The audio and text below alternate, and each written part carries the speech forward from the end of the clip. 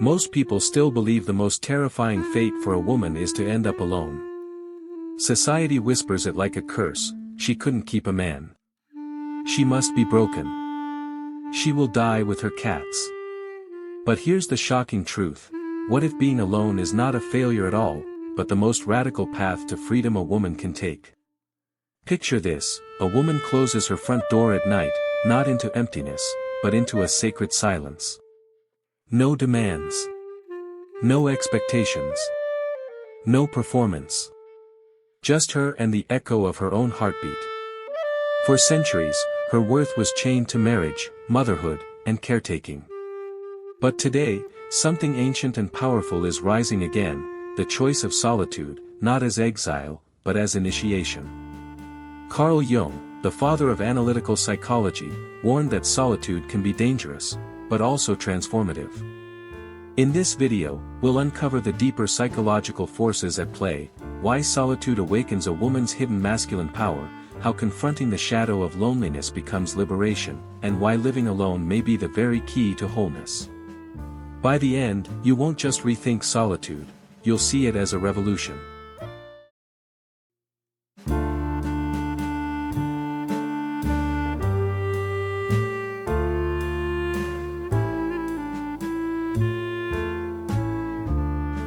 One, historical conditioning: why women were not allowed to be alone. History has never been kind to the woman who chose herself. For centuries, her identity was written not by her own hand, but by laws, traditions, and whispered expectations. She was told her value lay in being a wife, a mother, a caretaker, nothing more, nothing less. The measure of her worth was her obedience, her service, her ability to hold a family together, even if it meant breaking herself in silence. Picture the America of the 1950s. The ideal woman lived in a suburban home, smiling in pearls as she handed her husband dinner. Magazines promised her fulfillment through spotless kitchens and children tucked neatly into bed. Independence. That word was dangerous. A woman living alone was pitted at best, feared at worst. She was branded rebellious, fallen, even unfeminine. But beneath the polished images, the truth simmered. Women were suffocating under roles that erased their individuality. Their solitude was outlawed not because it made them weak, but because it made them powerful. A woman who didn't depend on a man could not be controlled. She threatened the entire system. This is the weight of historical conditioning, centuries of narratives designed to convince women that being alone was shameful. Yet, in every era, there were women who resisted, quiet rebels who claimed space for themselves, who planted seeds of freedom we are only now beginning to harvest. And that harvest begins when we ask, what if solitude was never the enemy, but the very doorway to truth? 2. The modern shift: economic, cultural, and psychological freedom. Something has changed. The script that once chained women to dependency is unraveling. For the first time in history, millions of women are not waiting for permission to claim their lives, they are walking away from the old roles and writing their own stories. Economic freedom cracked the door open. Education pushed it wider. A century ago, women in America could barely open a bank account without a husband's approval. Today, women lead companies, run governments, build fortunes, and provide for themselves.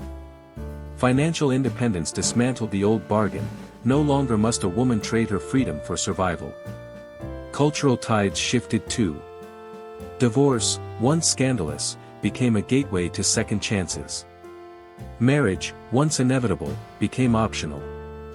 Statistics tell a story: more women in the US than ever before are living alone by choice. Not because they failed to find love, but because they refuse to settle for a life that dims their soul. But beneath the numbers lies a deeper revolution, a psychological awakening. Carl Jung would call it archetypal: the collective unconscious is moving. Women are no longer defined by external validation, they are turning inward, discovering the strength of their animus, the depth of their shadow, the brilliance of their own wholeness. This modern shift is not rejection, it's reclamation. It is not about turning against men, it's about turning toward themselves. And in this turning, women are discovering something society never wanted them to know: solitude can be the birthplace of power. 3. Animus awakening, the Jungian lens. Carl Jung believed every woman carries within her an animus, an unconscious masculine presence that shapes her intellect, her assertiveness, her relationship with power. In a world where women were taught to rely on men for security, the animus often lay dormant, silenced, or projected onto partners. She would look to him to make the decisions, to provide stability, to embody strength she was told she did not possess. But what happens when she lives alone? The projection shatters. There is no man to outsource her power to. Suddenly, she must summon it from within. Imagine a woman standing at her own kitchen table, signing the lease, paying the bills, fixing the broken faucet. To the outside world, these acts may seem ordinary. But on the inside, something extraordinary is happening. Each decision, each act of self-reliance awakens the animus she once denied. She learns decisiveness not as borrowed authority, but as her own voice. She discovers that assertiveness is not aggression, it is self-trust. This awakening is rarely comfortable. The animus can appear as inner resistance, self-doubt, even harsh criticism. Yet, when engaged consciously, it becomes her inner ally, a force that balances her intuition with clarity, her creativity with structure, her tenderness with strength. Jung warned that if ignored, the animus could become tyrannical, distorting her relationships and self-image. But when integrated, it transforms her solitude into sovereignty. She no longer seeks a man to fill a void. She meets masculinity both within and without from a place of wholeness. In living alone, a woman does not lose power, she claims the half of her soul that was always hers. 4. The shadow of solitude, fear, shame, and stereotypes. Every journey into solitude eventually collides with the shadow. For women, this shadow has been sharpened by centuries of judgment. Alone, the old voices rise: you're too picky. You're too difficult. You'll end up bitter and forgotten. These whispers aren't just cultural, they burrow into the psyche, creating an inner chorus of shame. The shadow of solitude often wears two faces. On one side is fear, the paralyzing dread of emptiness, the question that haunts at night: what if no one ever chooses me? On the other is armor, the over-identification with independence, the insistence: I don't need anyone, ever. Both are illusions. One diminishes her, the other hardens her. This is the crucible Jung described. To live alone is to confront what you fear most about yourself. The silence of an empty room doesn't only echo, it exposes. Loneliness emerges not as a passing feeling, but as a mirror reflecting unmet needs and unhealed wounds. And yet, within that mirror lies the opportunity for power. When a woman dares to face her shadow, something shifts. She learns that loneliness does not have to dictate her choices. She realizes that shame is not truth, only conditioning. And she discovers that independence, when worn as armor, becomes another prison, unless balanced with vulnerability and openness. The shadow is never meant to be banished. It is meant to be integrated. And when she integrates it, the woman who lives alone is no longer trapped by society's stereotypes. She is free, not because she escaped loneliness, but because she transformed it into strength. 5. Solitude versus isolation, the fine line that defines growth. Not all solitude is sacred. Jung warned that the line between solitude and isolation is razor thin, and crossing it can change everything. Solitude is chosen. It is conscious, deliberate, alive with possibility. In solitude, a woman tends her inner garden, journaling, creating, building a life that reflects her essence. The silence becomes fertile, a container for growth. Isolation, by contrast, is fear in disguise. It is withdrawal from life, a retreat driven by wounds left unhealed. A woman in isolation may appear independent, but inside she is haunted by avoidance, refusing intimacy, distrusting others, barricading herself against connection. It does not liberate, it suffocates. Picture two women after divorce. One chooses solitude, she rebuilds her career, reconnects with her creativity, learns to trust her own voice. She steps back into the world with a new fire.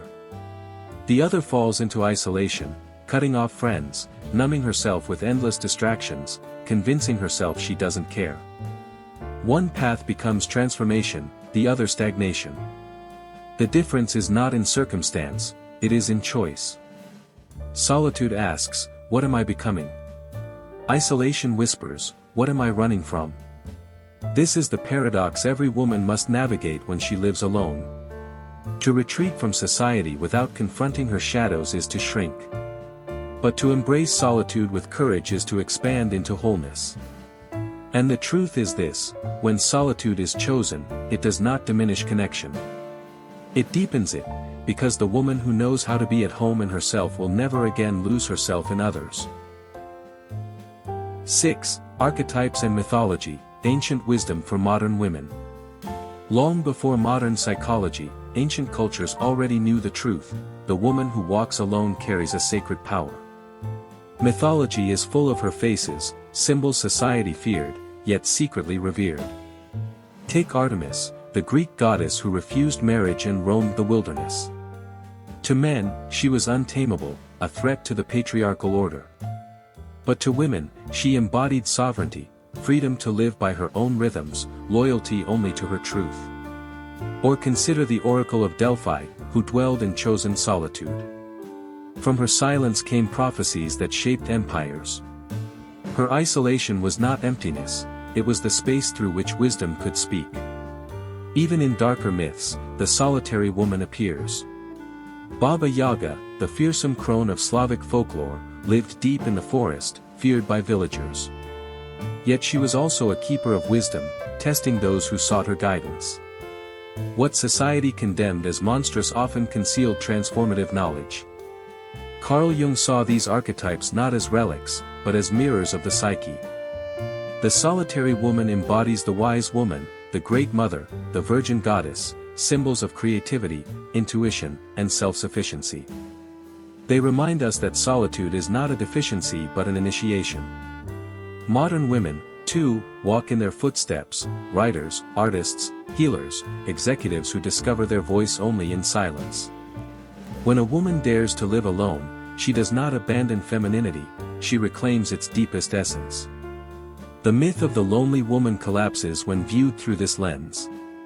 What society calls loneliness, mythology names as sacred space, the threshold where ordinary identity dissolves and the true self is born. 7. Practical lessons, how to embrace healthy solitude. Philosophy inspires, but practice transforms. Solitude is not just a lofty idea, it is a discipline, a daily choice that reshapes the way a woman meets herself.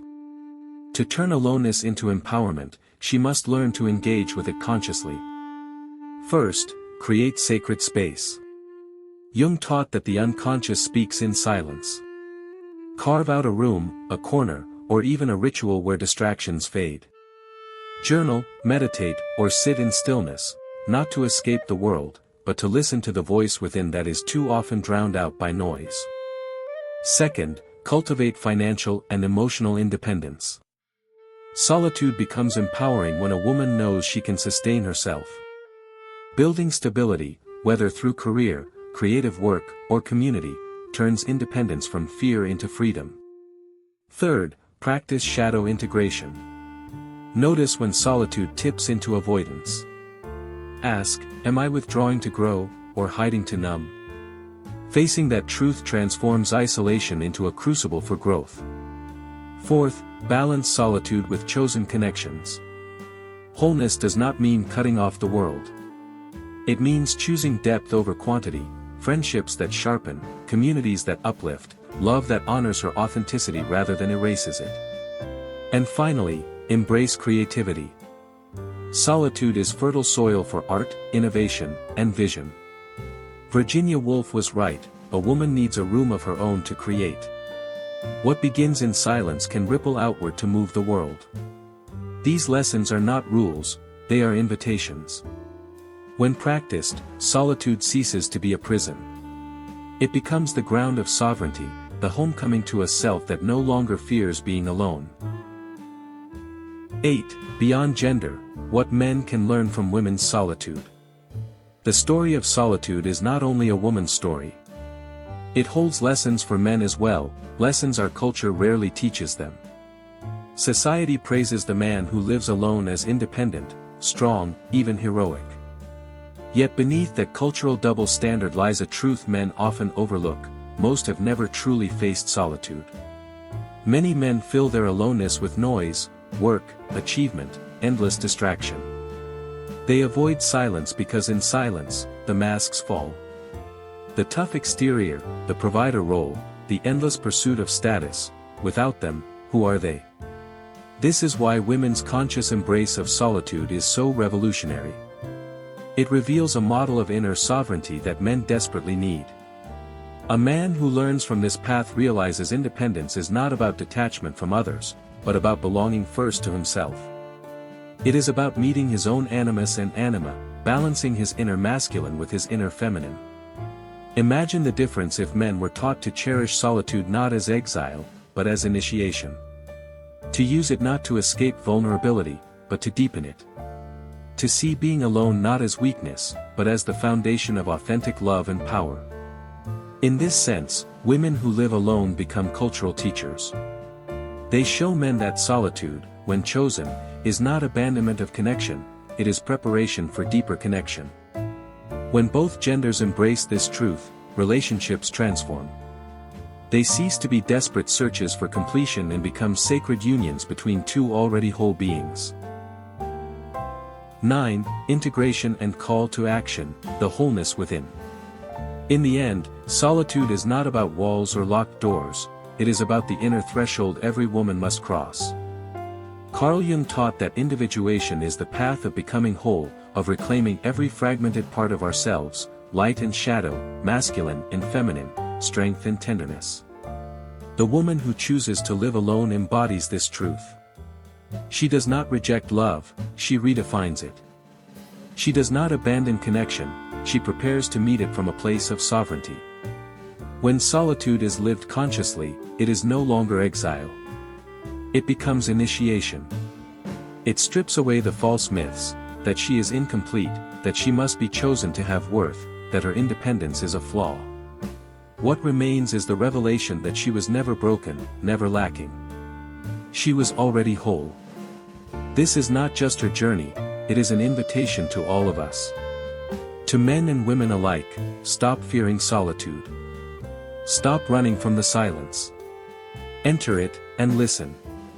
Because in that silence, you will meet the most important person you will ever know, your truest self. So I ask you, what do you believe solitude means? Is it a prison, or is it a portal? Share your story in the comments below. Let's begin a conversation that rewrites the myth together. And if this spoke to something inside you, don't walk away unchanged. Like this video, subscribe for more, and join a community that refuses to settle for half-truths. Because wholeness is not given, it is claimed.